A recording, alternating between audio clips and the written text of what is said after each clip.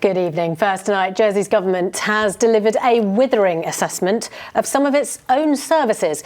Since moving the treatment it offers to stroke survivors from Overdale to the General Hospital, they have received numerous complaints. Well, they admitted today the care has fallen short and have apologised, but won't reverse the decision ahead of the issue being debated in the States this week. However, one former stroke survivor has told us it breaks her heart to see the unacceptable services now offered. Alex Spiceley reports.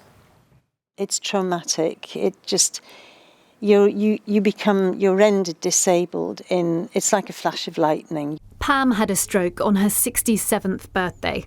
After losing the use of half of her body 17 years ago, she credits her recovery to the staff and facilities at Overdale's Samurai ward, but says changes to its location since then means people in recovery today aren't getting the care they need.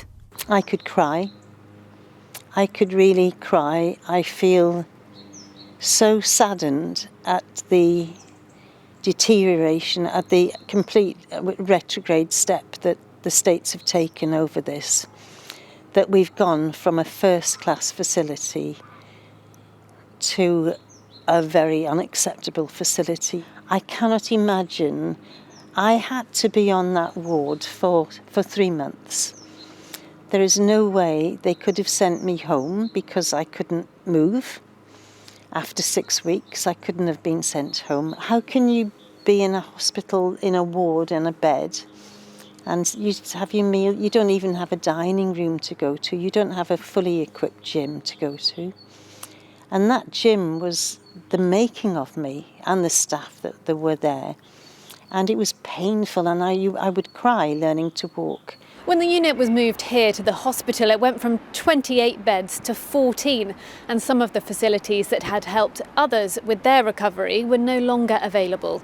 One stroke charity told me the facilities aren't currently fit for purpose. So the facilities that we used to have, such as the gym and all those other things that got people moving straight away, and easy access to all of those rehab facilities, are just not in the same way that they were on the previous ward, unfortunately.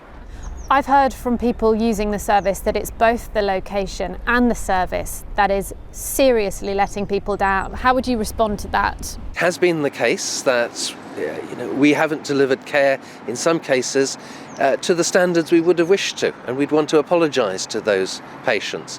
So we want to learn. We are improving. We have made improvements already, and we've got a programme to continue those improvements, both to the environment and to the services. Something the families of those using the unit and some politicians alike say just isn't good enough. Well, Alex joins us live now outside Overdale. And Alex, one politician, Senator Steve Pallett, is fighting to get Samurai ward reopened. What are his chances of success, do you think? Well, at the moment it's difficult to know, but what we do know is this is an issue that a lot of people feel very strongly about. Today, Senator Steve Pallett urged States members not to be fooled by the promises of better services tomorrow, but instead focusing on islanders' needs now. He says the island needs better facilities and that improving a cramped ward in the hospital isn't the answer to providing better care. Now, when I asked the Health Minister why services can't be returned here at Overdale, where there's more space and better facilities, he said it would cause too much disruption to staff, something a family member of a service user described as both heartbreaking and disgusting. Be interesting to see how this one pans out, but for now, Alex, thank you.